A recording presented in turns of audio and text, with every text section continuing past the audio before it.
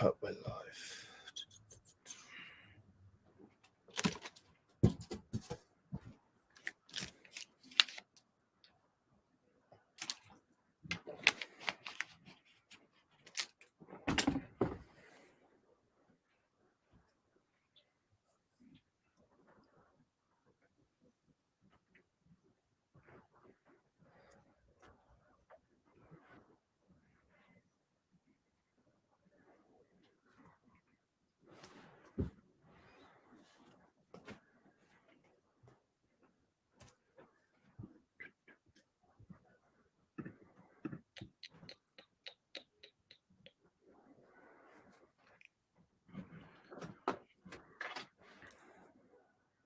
I wish you could share like YouTube videos on Instagram. Like Instagram. It's going on the Twitter anyway, this one.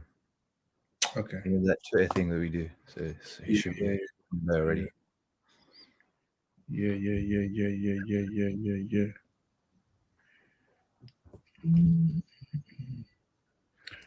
Still gonna put it on my Instagram just in case. Yeah. Okay, I'm gonna tap in.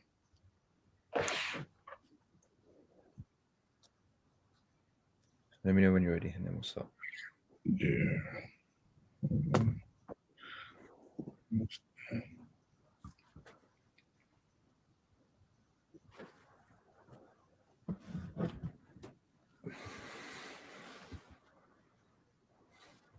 Trying to get one of the, you know how the influencers get those like makeup lights. You're moving mad. No, but you know the spotlight that makes it so your screen is so your camera's better in it. So your Yeah. No, I need that as well. To be honest, my room's dark. Yeah, I don't mean like for makeup. I mean like those lights, like. No, I hear you. I do hear you. Sense. I hear you. All right, cool. I'm good to go, bro. Right. Hello and welcome back to another episode of Ringside Fracas. I'm your host Naeem, and today we're joined by Dapo. Dapo, how are you, brother? I'm doing well. The prodigal son is back, man. Feeling a bit biased, but I'm back now, man. I know. Let's get into it. I mean, we had a good week of fights this week. There's lots to dissect to, so let's go straight into it. I mean, the big fight this week that's on everyone's tongues for the past 12 hours now. Leigh Wood versus Michael Conlan for the WBA. I think it's the regular belt. We'll get into that situation later. Leigh Wood. Wait, so who's the super champion? So the thing is, Leo Santa Cruz is the super champion at the moment, but the thing is he hasn't fought or defended it in over 2. He hasn't fought in 2 years, and he hasn't defended it in almost 3. And the WBA sent a letter to him saying, "Are you going to defend it?" And I think he replied, "Yes." But you got knocked out by what's his name? Davis, but that was for his super featherweight belt, so he's still the featherweight champion. Okay. So when Leigh Wood won it, originally it was for the regular belt, but then the WBA now have been sort of they should upgrade Leigh Wood, man. Might as well. Yeah, they should, because Santa Cruz hasn't even fought at featherweight in however long. So yeah, but they're just doing their normal organizational crap. So, but I mean, Leigh Wood, what an amazing, stunning knockout comeback. I mean, getting outboxed for 12 rounds and then that pinpoint right hand to the temple, just knocking Conlan through the ropes. What are your thoughts on it? Listen, that fight, I can't remember the last time I watched the fight and the last time I watched the fight and enjoyed it the whole way through like that was probably Tyson Fury versus Wilder. That was a very, very, very enjoyable fight. Before the fight, I had something in me that told me, sorry, what's the not Leigh Wood, Conlan. I felt like he was gonna take it only because he's a southpaw, and I know southpaws can be tricky. I thought he would take it on points. I had a very, very niggling feeling. So when he dropped him in the first round, I was like, whoa. I thought, okay, is my prediction gonna come true here? I thought he'll do it on points, but I was like, he could get stopped here. But Wood dug deep. Like that's one thing about certain fights that I really, really like. When you're able to dig that deep and find something to push you, I think that's special. I don't think every fighter has that. And back in a fight that has like that sort of ability, I feel like this fight is gonna propel him into new heights. Maybe not superstardom, but his name is going to be out there now. Like that was an amazing fight, and it had like the whole boxing community commentating on it. You know, people like Ryan Garcia, all these different fighters, like talking about how what an amazing fight that was, and it's a good look for British fighters as well. Yeah, the actual fight itself before the knockout, the last knockout, the 12th round KO by Woods, I did have Conlan up by 2 points. I thought he was going to steal it. I did think that he was getting a bit, he was slowing down from that round 7 to round 8, he started to slow down a bit. And I did think that Wood was getting to him a bit. Wood he was putting in more work. He was doing more effective work. He was landing the better shots towards the end of the fight.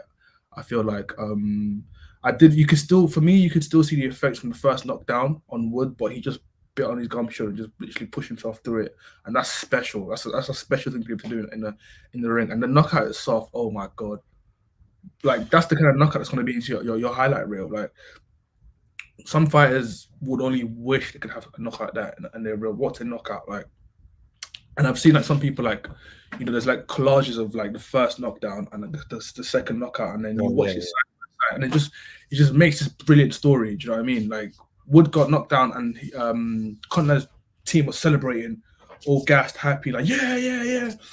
And then Conlan, obviously, he got knocked out of the ropes, and they were there to like pick him up. It just paints a mad picture, you know. And yeah, there's talks about a rematch, but we can get into that after we talk about your opinions. But yeah, that's how I feel. I feel like it was a brilliant fight, and it was above my expectations. I thought I was going to watch a 12-round chess match because you got an orthodox and a southpaw, but it exceeded my expectations. I didn't think anyone was going to get stopped. To be honest, I thought it'd go 12 rounds.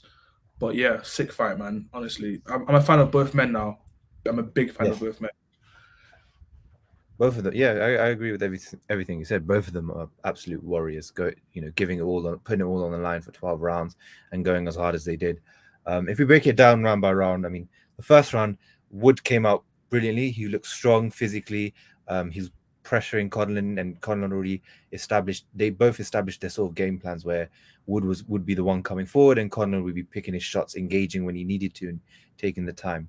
At the end of that round, Conlan used his brilliant timing where he saw that overhand left sort of that could land and dropped in right at the end of the round to steal it. And from then on, the momentum was all in Conlan's. I mean, from rounds 1 till at the end of round 1 till I think rounds 5, 6, all Conlan, just him taking his time, boxing off the back foot, making Leigh Wood come to him, and then landing his overhand lefts. I mean, he couldn't miss with that overhand left from rounds 1 to 12. You were just finding that, you know, that's where Leigh Wood, you know, had a deficit, and he wasn't moving his head away from it. He kept getting caught. The thing that Leigh Wood was doing wrong a lot of the times was when he was coming forward in those rounds, he wasn't closing the distance effectively. He was swinging his way in. He was getting caught with heavy shots because his chin was up. He wasn't closing that distance, and that's why Leigh Wood was just taking the rounds. And I felt like a lot of guys gave Wood rounds that he shouldn't have because he was more effective. Because not more effective because he was coming forward more. But if you actually broke down the exchanges, Conlan was winning them completely. He was doing the body shots. He was hitting him. He was moving. He was not getting hit. He was making him pay. He was doing so many things that you look at it and you go, well, if you proper break it down, well, Conlan won those rounds. So I had it up. Wood looked like the aggressor. Some people can get Wood, yeah.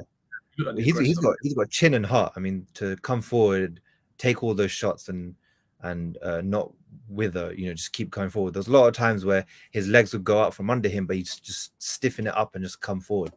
That's just pure willpower. There's a lot of things that he needs to improve on, Wood, you know, especially in those rounds because he got completely outclassed. I had it up before the knockout. I think I had it 106. So I had Conlan up by 5 points, so 106 to 101 Conlan. So the last round, whatever would have happened, you know, it would have been it should have been a Conlan win. Obviously, we saw the scorecard. It was 104, 103, 105, 102. 105, 102, I can agree with. 104, 103, I don't know. But I think they all paint the same picture that Conlan was winning the fight before the knockout. And like you said, by round 8, and I live tweet a lot of these fights, as you know, when it comes to scoring. Make sure you follow Ringside for live updates. Sorry, go on. And a lot of people could see that by round 8, you could see that movement from Conlan started to get slower, and all his punches started to get more labored.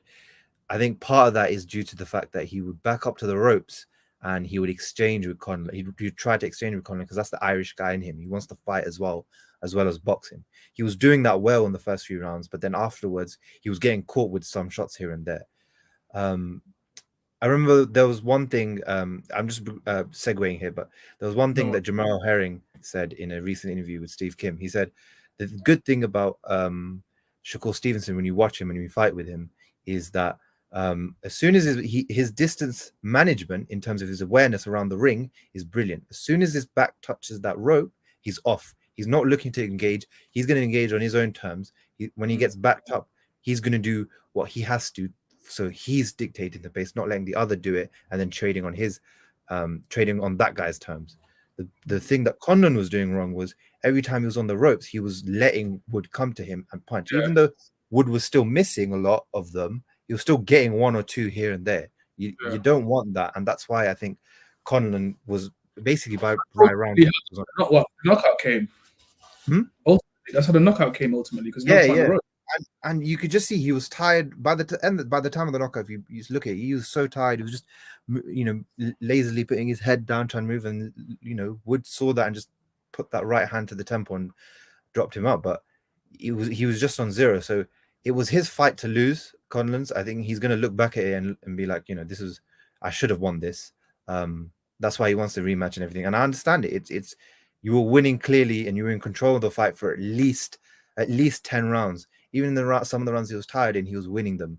And I do think he's a better fighter than Wood. It wasn't a lucky punch. It was just Conlan didn't at the end just gassed out. He just gassed out, and that's it. Where did it go forward from here? If there is a rematch, I mean, it was an entertaining fight. It was going both ways. I mean, Conlan had the dub and then lost it at the end. But I don't think Leigh Wood would take it, just because for him, he'd probably think, I knocked him out through the ropes. What do I need to prove in a rematch? Unless they offer him a lot of money, then he'll probably take it. But it's not like Wood at the pinnacle of that class, that weight class, because obviously there's unifications that can happen. There's other business for him there that he can get sorted out. So I don't know if taking a very, very, very dangerous rematch would make sense for him at this moment, especially given the fact that he won the way he won. Do you know what I mean? Yeah. If it was a win that Josh Taylor won, a rematch in that sense makes sense because it was a controversial win. But not for Taylor, because Taylor just doesn't want any of that smoke with Cat. Let's be real, it was a bad night for him. Taylor, because obviously, but the fans want to see it because obviously, whereas the fans want to see the Wood Conlan. It's just you understand if Conlan says no because he knocked him up through the ropes. I mean, you can't argue with it. No rematch. You can't get upset with him. There's other business there to take care of. Whereas Josh Taylor lost his fight. Yeah. So trying to move on in that way, I feel like the boxing fans aren't gonna be happy with that. Do you know what I mean? They think but even then in the other way, if Conlan just got through that 12th round, no one would call for a rematch because they would say it was an entertaining fight. But Conlan clearly won the fight, and there was no margin where we thought Wood could have won it. It was a good fight, but Conlan won. So, but if there is a rematch, no one's saying no. We would all love it to watch it. So it's one of those ones. Would you see a rematch? Would you like a rematch? Would you like to see one?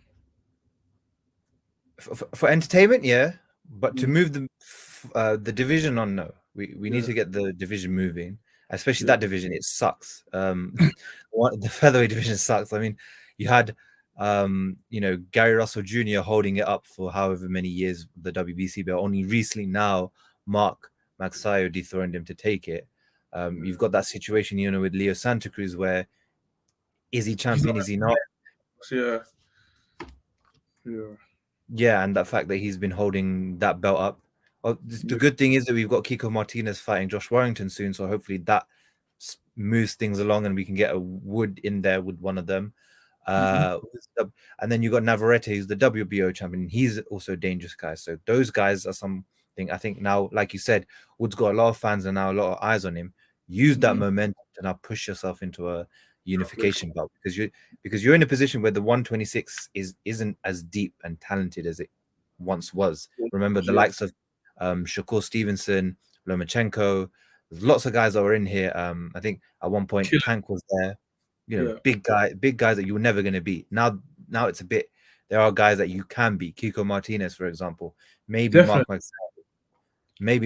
Messiah with his cardio issues at times.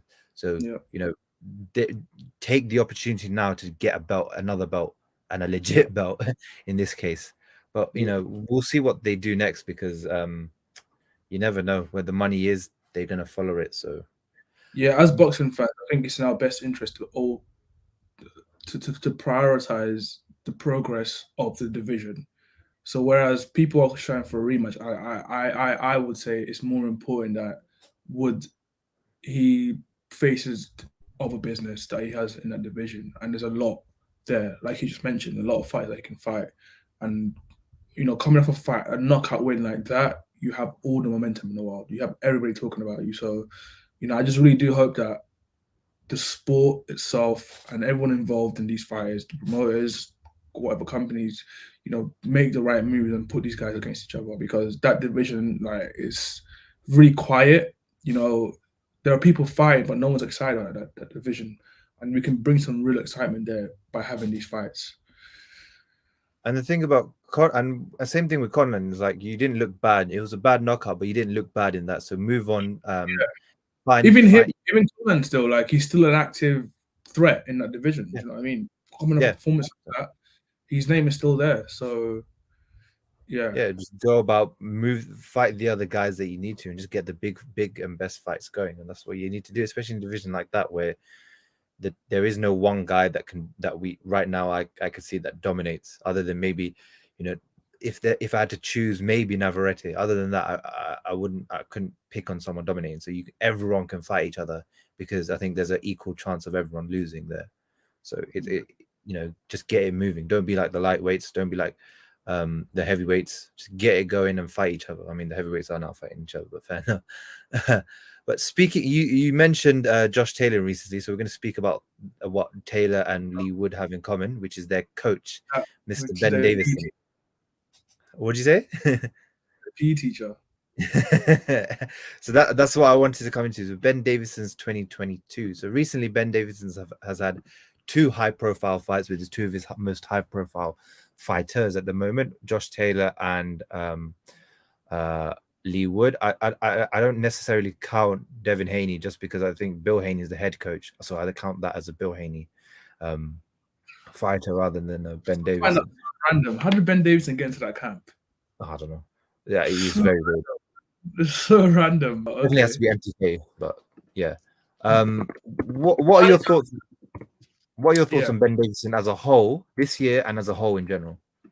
I need to understand, I think my issue with Davison is he tends to take over fighters that are already established.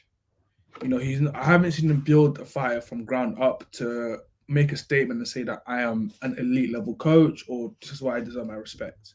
I think that's my issue. He's worked with people like Tyson Fury, Devin Haney, Josh Taylor. All of these people are well-established fighters. There's only so much new things you can teach them, and you can't. And none of them, for me, have looked much better after training with him. What is the Ben Davison signature effect? That's what I'm trying to understand. I don't want to disrespect the man or say that he's a bad trainer or whatever. I'm coming from a place of trying to understand, because as when I listen to fighters, or I watch boxing videos, or I read boxing blogs, etc. People go to certain trainers for certain things, right? What do people go to Ben Davison for? That's what I'm trying to understand. What is the Ben Davison edition? What is the effect? I think that's and he's getting a lot of accolades because these fighters are winning their fights, but they're winning because they're just good fighters. I don't know if he's particularly adding something to the camp that we can say it's because of him. But he's lucky. His fighters are winning. If some of them shouldn't be winning, but they're all winning. So his profile is going to continue to grow. But for me, like in terms of like the young trainers right now, the young coaches, like I rate coaches like Shane McGuigan. Like those are my kind of guys because I can see the effect that they have on fighters. Fighters like Royce Okoli, like I see the difference, with Shane McGuigan and things like that. But I don't know what Ben Davison adds to these fighters. These already well established fighters, and you can even make a strong case that some of them look worse after training with him. So that's where I'm coming from with it. In terms of 2022, I don't know how 2022 looks for him. Like I can't say. I don't know what to say because I don't see his fighters losing. Maybe Josh Taylor, but I don't know. It depends where his fighters want to go after. Want to go this year. I doubt Taylor will fight again this year. I'm not sure. Unless he moves up or something. I don't know if he fights again this year. And we have Haney, but like you said, I think Bill Haney's the main coach, so that's who I give credit to when I see Haney win fights. So like, I'm not too sure. I'm still quite. I've got a big question mark on Ben Davison. But tell me how you feel, man. I mean, with him, is the way he entered was obviously off of Tyson Fury, and training him through his comeback. But again, like you said, Tyson Fury has already been a finished product. There's not much to do with him. You just have to get him through the camp, through the fitness, do a bit of pad work, getting everything moving, and that's why Tyson had to leave Davison and go to Sugar Hill, because Tyson realized that he couldn't keep up with his old style of elusive boxing movement. He had to do the new Kronk style coming forward because his body's not like that anymore. He can't lose the weight as often as he used to, and he can't move as quick as he used to as well. And Ben Davison can't provide that for him, where he can reinvent his style and reinvent his style and do the change that style and effectively. The thing about Ben, though, you can tell when some of his interviews and his corner advice, especially in the Leigh Wood fight, he knows the tactics. He can analyze a boxing fight and know what's going on and what to do and how what shots are coming, what certain fighters are going to do. But the thing about that is a lot of guys can do that, and they're not boxing coaches. The thing about boxing coaches, it encompasses a whole range of things. It's not just being able to tactically break down a fight. It's also being able to know what to say to your fighter at the correct time, how to motivate them, how to keep them calm, how to control your fighter so that they do what they can at the correct time. And also then the whole camp as well, like the certain things in camp, how understanding your fighter, being able to get them through a proper camp where it's not just about fitness, but mentally they're also ready to go to war. I think in the Josh Taylor fight, there was a lot of the Josh Taylor fight and the Leigh Wood fight. He told them a lot of stuff tactically, which I thought, okay, fair enough. Josh Taylor didn't do that much, but in the Leigh Wood one, he did say a lot of stuff tactically. The thing is, they don't listen as often as they should. And the thing about trainers is when you get dropped or when you're losing a fight, clearly you need to listen to your trainer, or you yourself have to pick up something and then convey it to your trainer in the that communication, basically. the break, in the break or whatever. I feel like the higher level fighters like Leigh Wood and Josh Taylor, they'll take his comments, but they respect him, but not as much as they think they do, because they don't really take it on board as they should. Leigh Wood was doing the same things for a lot of the rounds where he was coming forward. He was still getting caught with the same shots, and Ben was telling him, duck under, that shot is going to come. He did do it, and then he stopped doing it. So they fall back into their habits. I mean, you look at Josh Taylor, he did this, he was getting outboxed, outworked, and he wasn't tactically changing anything. He wasn't setting everything up. He was trying to fight Jack Catterall rather than trying to work his way in, and it looked bad. And in those two cases, their fighters in the later rounds got back in because the other fighter, struggled with the conditioning a bit. obviously he got very lucky that Josh Taylor was gifted the decision against Catterall. Let's be real, Josh Taylor lost that. His other fighter, Lee McGregor, fought in 2019 against Ukasha Farouk, which a lot of guys thought Ukasha won that. So at the moment, Ben Davison is in that phase where he's learning boxing training and what it takes. He has a lot of dubs on his record, but some of them are doubted. Like with Josh Taylor, it's like you said, he's a finished product. There's not much to change, but just get the tactics right. And being able to get him in that correct mood where you can get him through the fight properly. I feel like Shane McGuigan even said in the interview that I'm doing everything I did. You know, Josh Taylor just went out and did what he wanted to do, just fought him, and rather than setting everything up boxing and being more disciplined.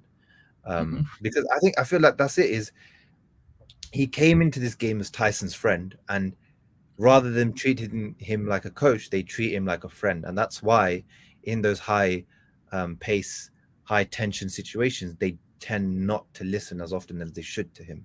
Tactically, because that's their boy, not their trainer. Yeah. Tactically, he knows what he's doing. He does know what he's doing in terms of tactic. He can break down the fight well. The thing is he improving those fighters? He's improved Leigh Wood. Leigh Wood was never a world title contender or anything like that. Leigh Wood wasn't that guy. He would knock guys out, but he was never that guy. He even lost. I think he got knocked out, lost to Jazza Dickens, and Jazza Dickens wasn't great. So he was a domestic level fighter. Ben Davison got him to that point, especially against Drew Chan, where the tactics were good, and got him to that point where, look, we can get to a world title. We can challenge for these guys. So I give him credit for that. And Lee McGregor, he's doing a decent job with him. Like you said, with Josh Taylor, Billy Joe Saunders, Tyson Fury, they're all big names that have already been made. Their styles there, they've been made. All he really does with them, hold the pads and tells them what to do. Billy Joe Saunders. Do you think the boxing community is a bit harsh on Ben Davison? Yes and no. I think he's not just a PE teacher. He's got a lot to learn. I think he will stay in this game for a very long time. I don't know if he's going to become a successful trainer or not. We don't know down the line, but there is potential. The issue is he needs to stop being a friend and be a trainer. Stop doing this comb over, big beard stuff like, yeah, mate, that's my mate. Like, stop that stuff. That's your fighter. They have to listen to you. You see, like Teddy Atlas, like he shouts at his guys, or Manuel Stewart, he says, Manuel Stewart, jab the motherfucker, jab him. He's shouting at him, or what's his name? Sugar Hill Stewart is just saying, just jab him. They're shouting at them, but they're also getting them in that zone to focus at them.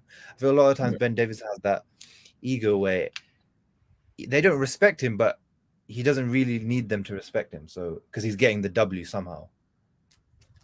Yeah. But we'll see how it goes. I mean, how good is he? Tactically, he knows what he's doing. But as a coach, there's so much more to it than tactics when it comes to coaching, man. Yeah, 100%. Yeah, and that's the point. Is there's more to come for him. We'll see this year how it goes. I feel like he lost the Josh Taylor fight, and that was the most high-profile fight I think he'll have this year. So that's not good for him. This Leigh Wood fight, brilliant. But, it's about him like wanting to join Fury's camp for Dylan White. I don't know how true that is, but I saw something about him. Sugar Hill will never let him. Like, it would let him come in, but he's not going to let him do anything in terms of training. Just come in and be a cheerleader or something on the side. But don't.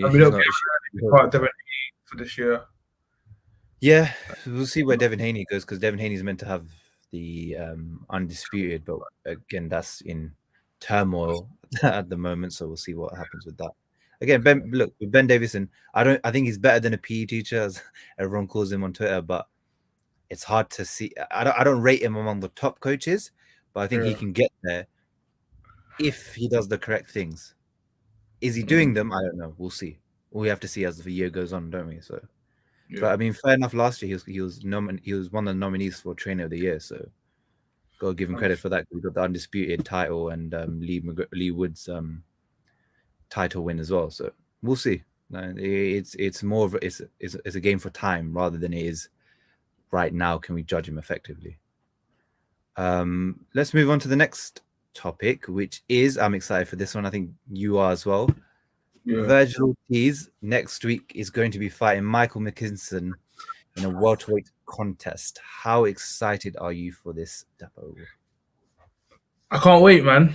I need. I've been wanting to see Ortiz in there with a decent level opponent. So I really want. I really want to see what he's made out of in this fight. I think this is a good fight. It's a really, really good fight. Is this on? What is this on? Is this on ESPN? The Zone's on the Zone. Oh, perfect. Yeah, I want to be watching that in my living room, my big TV. But yeah, yeah, I can't wait, man. How are you feeling about it?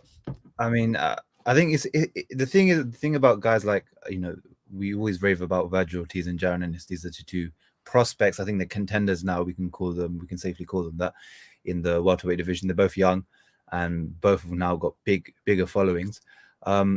We're expecting to see one of them, or if not both of them, either fight each other or fight for a title soon.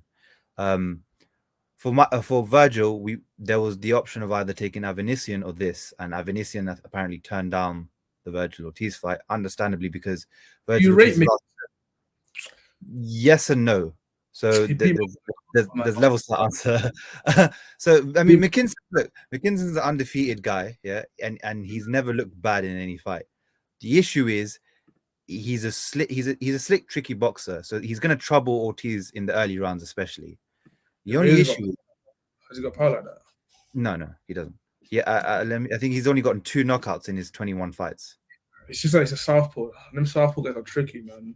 Tricky, but the thing is, as we've seen in the Vergil in the Conlan fight and in the Kiko Martinez fight against Galahad, you can be the better boxer and you can be more skilled.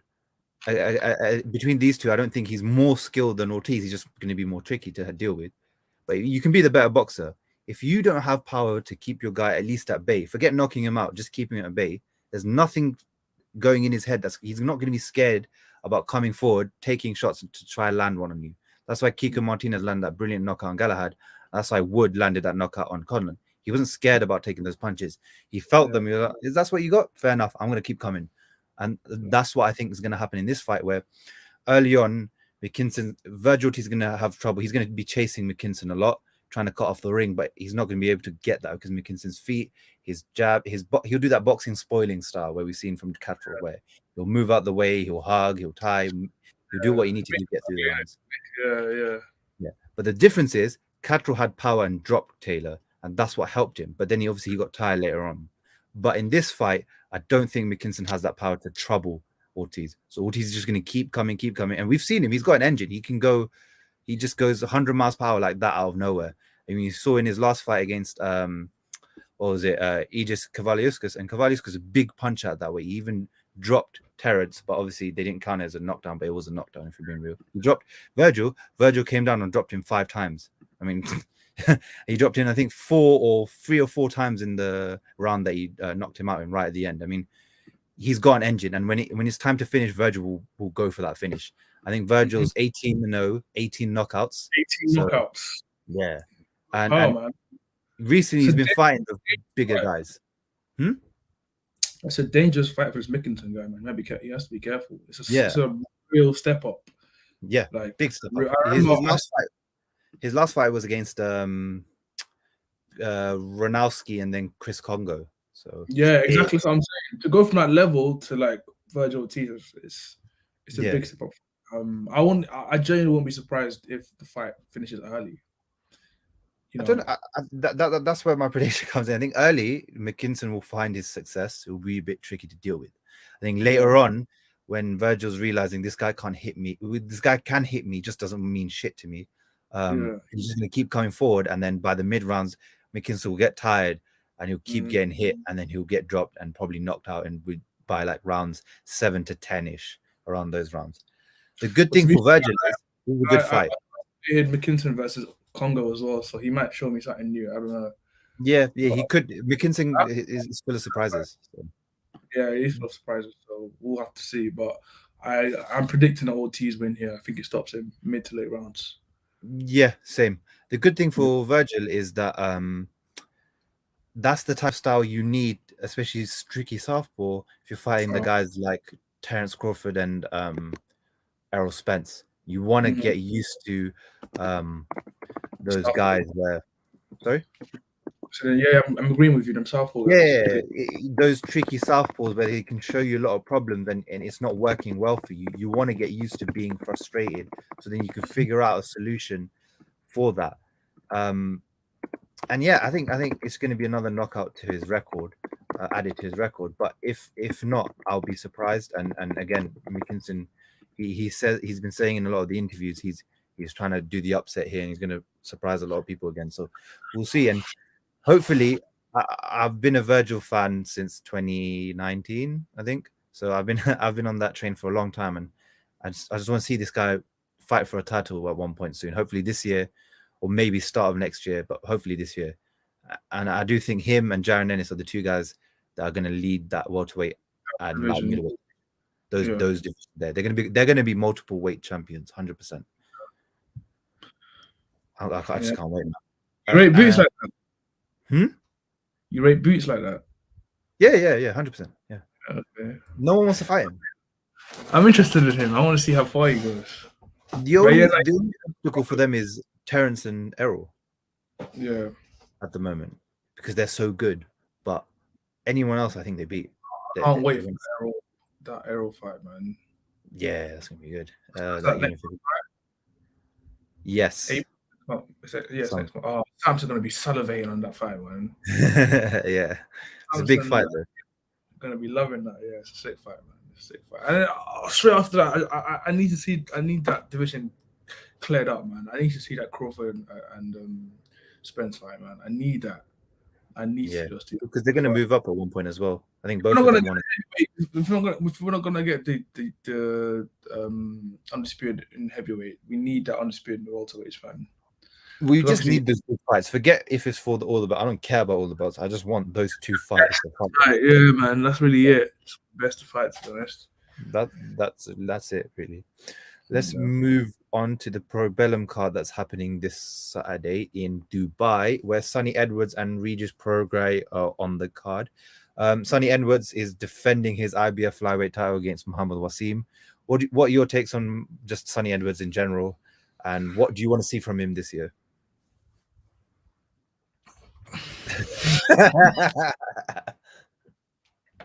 Listen, I'm a boxing fan, but I'll be so honest. There are just some fights I don't care about. Okay, I'm Sonny Edwards fighters. He's one of the best in his weight class. I know that. I know he's a champion. I don't know who he's fighting in Dubai. I don't know. I really don't care. The thing with Sonny Edwards, like you said, he's one of the best. He is one of the best in the division. You can't deny that. You can hate him as much as you want on Twitter. You know, the amount of shit he talks on there, fair enough. But the truth is he's very tricky to fight. And he's undefeated and he looks very good. Again, this is I do think this is a guy that's not on his level, Muhammad Wasim. You know, he's not been of that level. So hopefully he gets through this, however he does, probably UD, and then we get to see him fight another flyweight champion, hopefully. Because there's been talks about him fighting Julio Cesar Martinez. We need to see that fight because Julio knocked out his brother. Obviously, it was a no contest because of I forgot what it was. I can check, but he knocked out his brother. So imagine now, you know, trying to get revenge and my brother's honor. and the fact that the both of them are, you know, brilliant. Oh, it was a knockout win originally for Martinez. Later ruled a no contest after Edwards was hit while he was on the floor. Fair enough. What about Regis Prograis, Dapo? Are you surprised he's on this card and he's fighting a guy like Tyrone McKenna? Yeah, I'm surprised on this card. I don't know how that came about, to be honest. Prograis, there's a lot of there's some fights I want to see. I do want to see him mix it up with, especially some of the fights coming up. I'm not coming up. Yeah, coming up from the lightweight division. Yeah, that I would want to see him mix it up with. So I am still interested in his career, despite the Taylor loss. I feel like obviously with Taylor wanting to move up, he can be one of the kind of gatekeeper of that division from like moving up to welterweight. He could be one of the best. He is one of the best in the division now. But I want to see him pick up that momentum again. After the Taylor win and the Taylor loss, it seems like he's plateaued a bit. I would like to see him like pick up that momentum again and see him get him in there with some other. Because I feel like we haven't seen the best of him yet. And get him in there with some stiff competition. But yeah, I'm surprised to see him on this card. I wasn't even until now. I didn't even know he was going to be fighting in Dubai. Well, that's interesting. But I hope he makes a lot of money. Yeah, like you said, it's surprising because since the Taylor fight, he hasn't really done much to, in terms of levels, he's been going down. If anything, he fought Ivan Redcash, who was, if anything, he was like a bottom level world level fighter, and then now fighting Tyrone McKenna, who's nothing more than a domestic, not even the top domestic guy. Like he's like a middle domestic guy. So it's weird to see him on this. He's a free agent, so he hasn't really signed with anyone. I think now he's with Probellum, now the network, so we'll see what they can get him. But it's weird. His career hasn't, like you said, it's stagnated. It hasn't gone anywhere. And you've got, is that because he can't get that? Is he waiting on a rematch with Josh Taylor, or is he waiting to see what happens with the belts? For me, it doesn't matter. You look at what Jose Ramirez did last time around. It was last week. He beat Jose Pedraza. Look, the belts aren't there, but he went and fought another top super lightweight contender. He wasn't waiting around for anything. He's trying to get himself back into those rankings so that his next fight can be a title fight. With Regis, I just think I don't know what to think. It's just this. I expect him to win, probably by knockout. But this is not on his level, and it's not the best way to prepare if you want to go get a belt back or one of your belts back, or if you want to go challenge for all the belts. But we'll see. I mean, it's a good name to have, but how much does it really sell internationally? I don't know, because Regis is more known in UK a bit, and then obviously in the US. But we'll see what it does for his career and what the next move is, because it's weird to see. Like, he was on that Triller card fighting Redcash, and I'm thinking, why are you on Triller? A guy like you just fought, Josh Taylor for a unified fight in a unified championship fight, and then you're fighting on Triller. So, but we'll see. I mean, his career management has been great recently, but hopefully they can get him into a world title fight in the next year if he comes through this. I hope so, yeah. Moving on, last thing for the show. Tim Tszyu is going to be making his US debut against Terrell Groucher on a PBC card this weekend. How do you feel about Tim Tszyu in general? What do you think about his next fight against Terrell Groucher? I think he's a good prospect. I think so. He's been fighting in Australia for all these fights, right? Yep. So he hasn't fought outside of Australia. So it's going to be interesting. I do think it's about time he starts to mix up with the other guys now, and become a road warrior, become a bit of a road warrior. Excited for him. I want to see how much damage he can do in this division, because I like his story. This one guy from Australia just beating everyone up. And his dad was a legend of the sport. Exactly that as well. So yeah, he should have a lot of fans, and Australians will back their guy. We've seen it with Kambosos, and Tim Tszyu as well, just taking that momentum, that Australian momentum as well. Will be really, really good to see in America. The heart of boxing in America. So I'm excited to see. I don't know who he's fighting. I'm not familiar with the person he's fighting, but I will be tuning in. His debut is that this weekend. Yeah, this Saturday. His US debut. Okay. All right, cool. Yeah. What card is that on? They're the main event. So originally, what was meant to happen was because what was meant to happen was Castaño and Charlo were meant to do their rematch for the undisputed light middleweight titles. Yeah. It was meant to be then, but Castaño had a bicep injury, so they've moved it to, I think, May now. So then they've just made that fight the main event to keep that card, basically. That guy knows that Charles gonna flog him. That's why he's trying to run away. He won the first fight, but it was a draw. Like, they rated it a draw, but if you ask most people, he won the first fight. So you never know. Yeah. I do think Charlo wins that. I think he'll make. I think man. But yeah. On Tszyu, it's just Like you said, it's a good thing, and in terms of becoming a global star, that's the best way to do it. Is go to the US. Most of the top guys in your division are in the US, based in the US. Might as well go out and fight them. And this isn't the biggest. It's a step up. He's a good opponent. Isn't the biggest step up, obviously, but it's a guy that's fought for the title, a former world contender. He's fought the top guys in the division, so you're gonna know what the levels are like from that fight. Hopefully, he has a brilliant fight because I'm sold on him as a prospect. I do think he can do well in this division.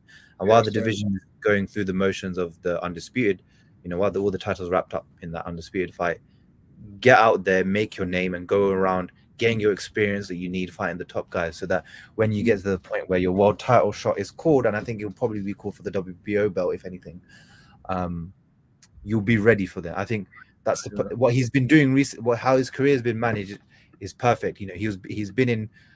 He went around all of Australia, beating everyone at the weight, even Jeff Horn. Then he got in international guys like Dennis Hogan, Takeshi Inoue, who were prospects who fought for world titles before at light middleweight, and he went and beat them. So, look, it's good progression for him, and hopefully we get to see him fighting for a title by either probably next year, if anything, because of the whole situation with the undisputed titles. And I think he could surprise a lot of people in that division and in the world.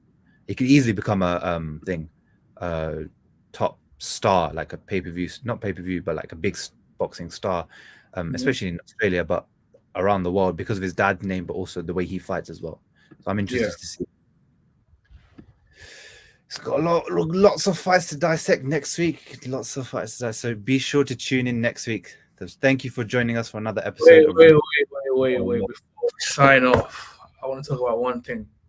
No? Did you guys talk about AJ and his training last episode? No, we didn't get around to that. We could talk about that now. Talk about that.